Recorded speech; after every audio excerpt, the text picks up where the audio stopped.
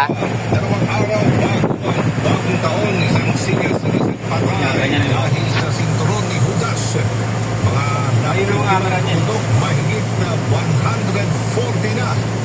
Ika-128 anibersaryo ng kabayanihan ni Jose Rizal. Inugunita ngayon araw, Pangulong Marcos, pangungunahan ng pagdiwang sa Rizal.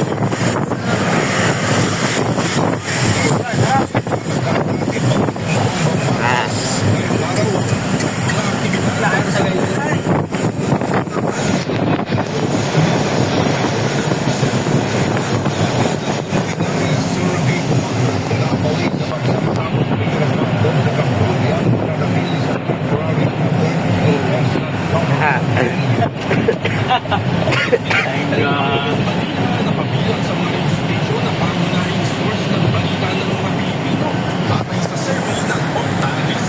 Kaya nga yung mga dapat na doon, pag umagang maaga, ano mo na, 7?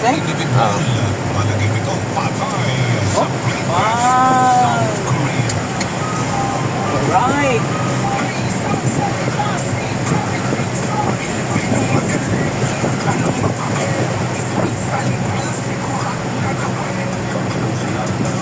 Mga barbie din na. 1 minute.